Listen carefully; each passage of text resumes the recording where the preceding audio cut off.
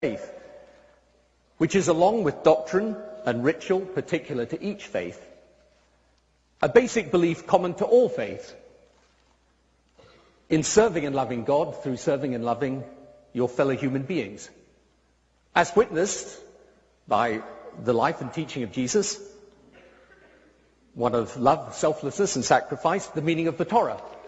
It was Rabbi Hillel who was once famously challenged by someone who said they would convert to religion if he could recite the whole of the Torah standing on one leg. He stood on one leg and said, "Do unto others as you would have them do unto you. That is the Torah.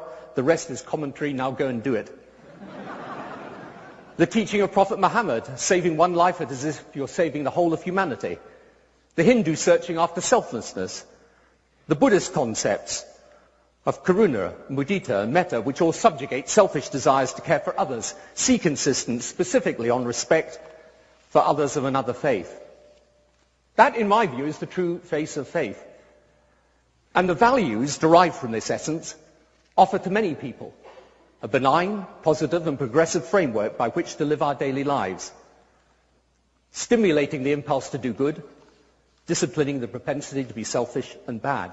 And faith, defined in this way, is not simply faith as solace in times of need, though it can be, nor a relic of unthinking tradition, still less a piece of superstition or an explanation of biology. Instead, it answers a profound spiritual yearning, something we feel and sense instinctively.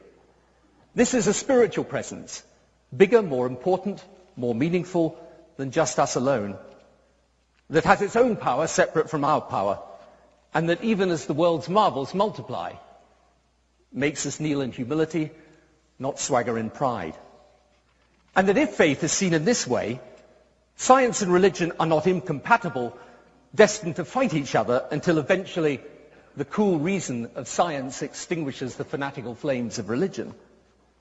Rather, science educates us as to how the physical world is and how it functions, and faith educates us as to the purpose to which such knowledge is put, the values that should guide its use, and the limits of what science and technology can do, not to make our lives materially richer, but rather richer in spirit. And so, imagine indeed a world without religious faith. Not just no place of worship, no prayer, no scripture, but no men or women who, because of their faith, dedicating their lives to others, showing forgiveness where otherwise they wouldn't, believing through their faith that even the weakest and most powerless have rights, and they have a duty to defend them. And yes, I agree, in a world without religion, the religious fanatics may be gone. But I ask you, would fanaticism be gone? And then realize that such an imagined vision of a world without religion is not in fact new. The 20th century was a century scarred by visions that had precisely that imagining in their vision and at their heart, and gave us Hitler and Stalin and Pol Pot. In this vision, obedience to the will of God was for the weak. It was the will of man that should dominate. So, I do not deny for a moment that religion can be a force for evil. But I claim that where it is based essentially on a perversion of faith.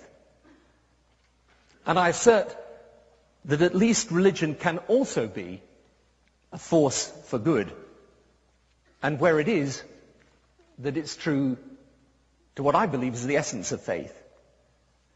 And I say that a world without religious faith would be spiritually, morally, and emotionally diminished. So, I know very well that you can point, and quite rightly Christopher does, to examples of where people have used religion to do things that are terrible and that have made the world a worse place.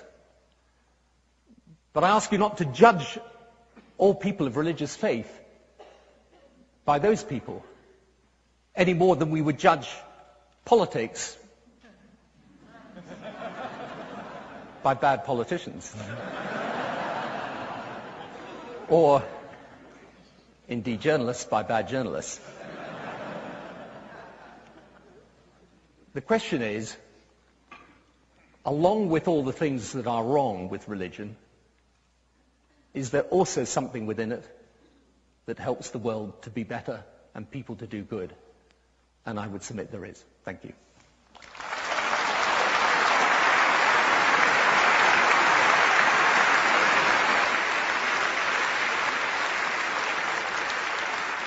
Well, Tony, your training in Parliament, I can see, had you just perfectly landing that right on the 7-minute mark.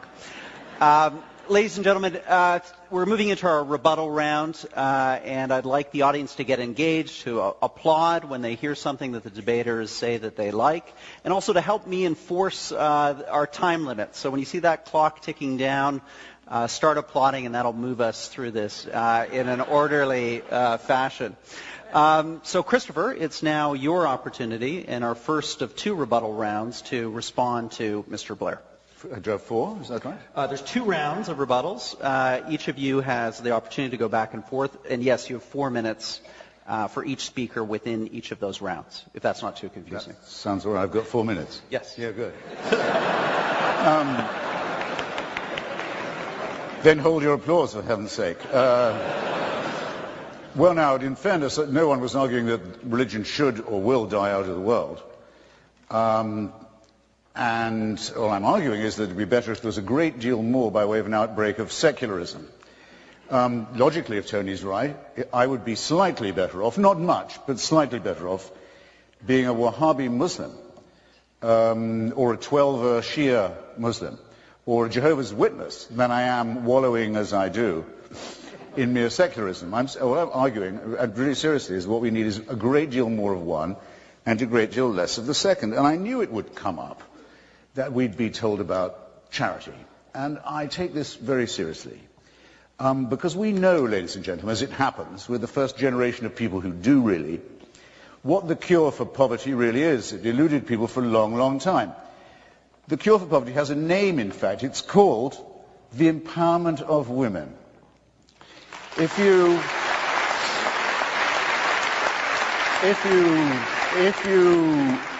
you give women some control over the rate at which they reproduce, if you give them some say, take them off the animal cycle of reproduction to which nature and some doctrine, religious doctrine, condemns them, and then if you'll throw in a handful of seeds perhaps and some credit, the floor of everything in that village, not just poverty, but education, health and optimism will increase. It doesn't matter, try it in Bangladesh, try it in Bolivia. It works all the time. Name me one religion that stands for that, or ever has.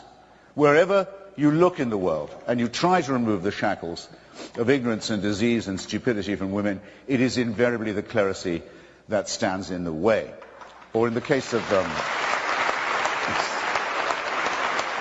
Now, furthermore, if you're going to grant this to Catholic charities, say, which I would hope are doing a lot of work in Africa, if I was a member of a church that had preached that AIDS was not as bad as condoms, I'd be putting some conscience money into Africa too, I must say. But it won't bring... I'm sorry, I'm not trying to be funny. If I was trying to be funny, you mistook me. It won't bring back the millions of people who've died wretched deaths because of that teaching. That still goes on.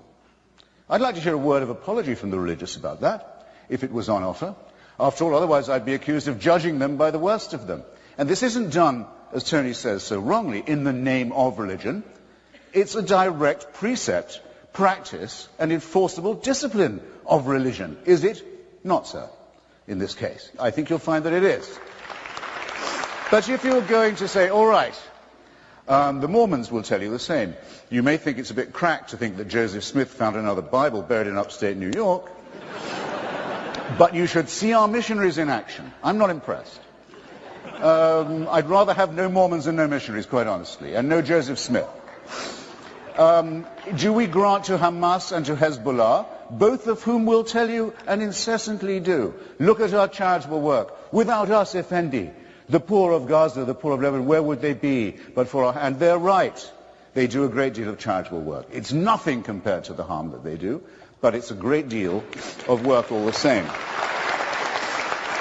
I'm also familiar with the teachings of the great Rabbi Hillel. I even know where he plagiarized the story from, if he had access to the stuff. The injunction not to do to another what would be repulsive done to yourself is found in the Analects of Confucius, if you want to date it. But actually it's found in the heart of every person in this room. Everybody knows that much.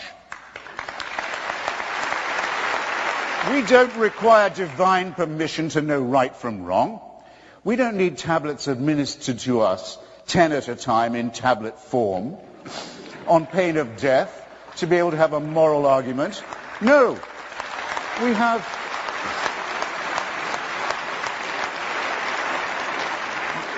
the reasoning and the moral suasion of Socrates and of our own abilities. We don't need dictatorship to give us right from wrong, and that's my lot. Thank you.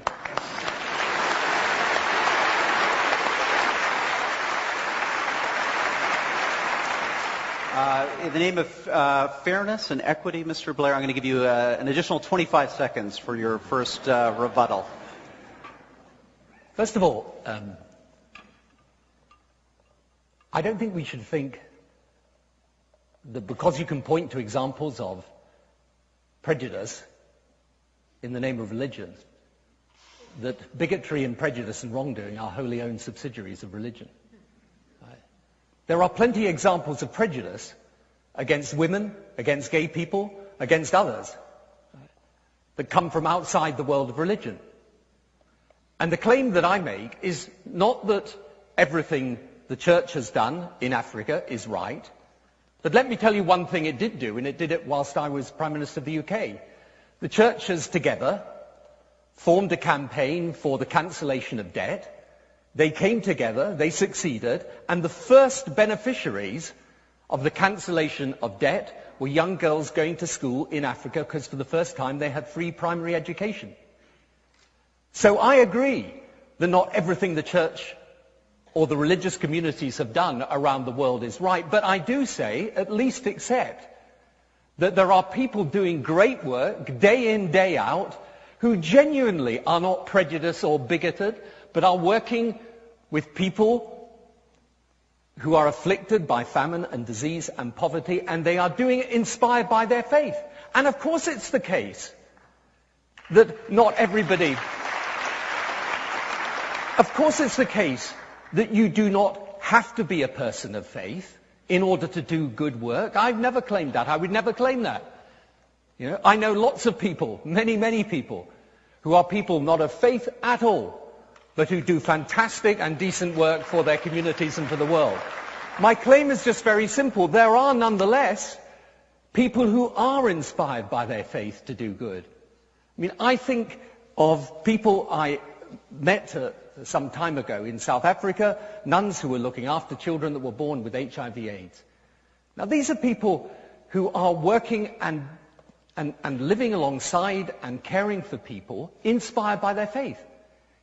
Is it possible for them to have done that without their religious faith? Of course. It's possible for them to have done it. But the fact is, that's what motivated them. So what I say to you is, at least look, what we shouldn't do is end up in a situation where we say, right, we've got 6 hospices here and 1 suicide bomber there, and how does it all equalize out? That's not a very productive way of arguing this. And actually, I thought one of the most interesting things that Christopher said is that we're not going to drive religion out of the world. And that's true, we're not.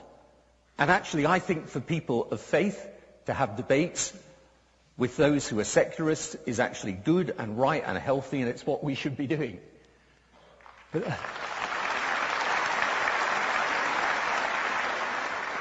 And I'm not claiming that everyone should congregate on